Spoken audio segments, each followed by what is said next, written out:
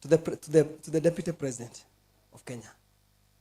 We cannot fight illicit brew in Mount Kenya the way we are fighting it. Never. We will fight it forever and never and never and never, and we will never conquer that battle. Do you know why? Because there is a culture in Mount Kenya that when a woman is married, wazee wanatishaga pombe.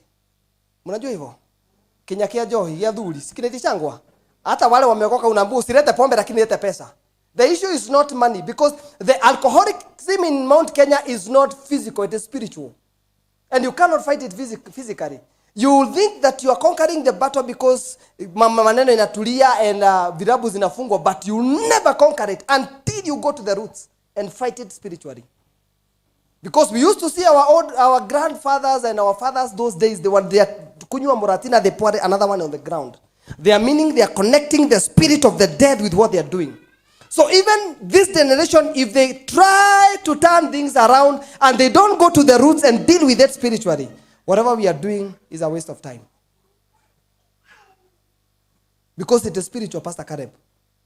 Hii ulevi unaona watu wanakunywa saa 12 watu wamelala kwa mtaro, sio physical. It is spiritual. And because there is an altar that was elevated in Mount Kenya, and they call it, they call these wazee wanasema sijui the 7 steps of a man, or the 7 step of a Kikuyu, whatever. One of them, they put the sugar cane and moratina, this moratina fruit.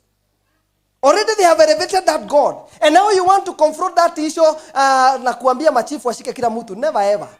If it is not being to be confronted spiritually, ni kazi ya bure tunafanya.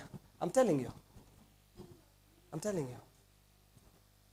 Life is spiritual. It is not physical. Ukipigana na life physically itakushinda. Hata biashara Pastor Caleb inafanya ni spiritual. That's why unaweza pata kuna mtu ameka biashara the same na yako na wewe uko hido ingine. Unauza kumuliko. Kwa nini? Kwa sababu kuna kasiri unajua yeye ajui. Umetap into the realm of the spirit.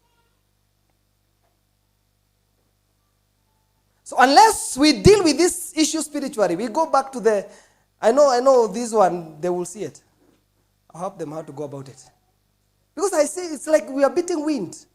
People are dying. Unasikia watu wamezikwa 17 Kirinyaga. The following day Nakuru kumekufa watu 5. And look at this. Let me tell you, if you want to see this issue in spiritually, why is illicit brew affecting the Kikuyu region? The Kikuyu counties, Nakuru, Embu, Murang'a, Meru, Kirinyaga, Kiambu, Murang'a. Why are people not dying in Nairobi? And Nairobi is the capital city. Mahali zo pombe zinatengenezwa. Why is it not only in Kikuyu region? Because there is an altar that we elevated, knowing or not knowing, na hatukujua. I grew up in an independent church, AIPCA. And when I left that church, tumepigana vita na haitawaisha. Do you know why? Because I know the background of that church. That church was introduced during the independence. It was a force against the white man. Ilikuwa ni organization ya kupigana na mzungu.